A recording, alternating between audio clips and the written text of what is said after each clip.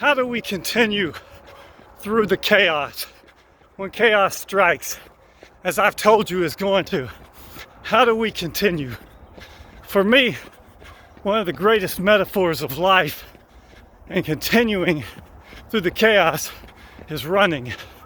I'm a runner. I've been running my whole life. And so much that I think about is about running. And so many metaphors in Scripture is about running. And in the 12th chapter of Hebrews, the first 3 verses, the writer talks about running and how we run through this life. And so I think one of the great lessons we can learn is how we continue on and not let chaos stop us, but to continue on through it, knowing that it's going to happen.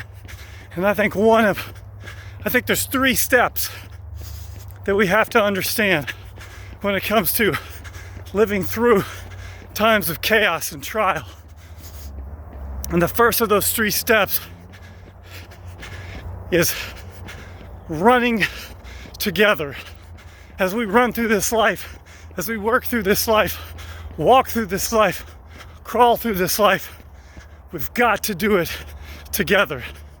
Hebrews 12:1 starts out saying, "Therefore, since such a great cloud of witnesses is around you," we've got people around us that have been through what we've been through. We've got people in the past, in our lives, and people that we read about that have been through times that we've been through. And they are a support for us.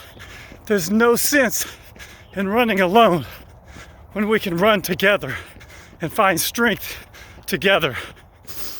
A few years back, Nike had this dream that someone could run a marathon in under 2 hours. It had never been done. The world record of the marathon was 2 hours and 2 minutes.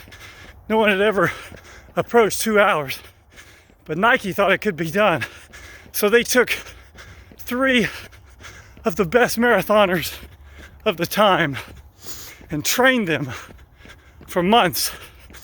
Worked on nutrition, worked on their clothing, worked on their shoes, worked on their habits to get them in optimal condition to run this incredible effort. But the interesting thing that they did is when they did this race, when they set out to break this 2-hour mark, the 3 runners that were running to break the 2 hours ran with a group of pace runners all around them. They had 7 pace runners around them at all time, setting the pace for them. And every few miles, those pace runners would peel off and new ones would come in. But they were never, ever alone. They had pacers breaking the wind. They had pacers setting the pace. And one man, Eliud Kipchoge, broke the 2-hour barrier. He ran 1 hour, 59 minutes, 49 seconds. Became the first person to ever break the 2-hour barrier. But he could have never done it without those pacers running with him, setting the pace, breaking the wind, strengthening him emotionally and physically. And that's how we're to run life. We have people that will pace us in life, people that have been through what we've been through, people that have been through the chaos. If we'll only take the time to allow them to pace us, God will supply those people in our lives, and God will supply the power in our life. But we've got to get over doing it on our own. You want to break through the chaos? You want to keep your life on track to be the greatest that God meant you to be? Then run together with people who are put in your life to help you.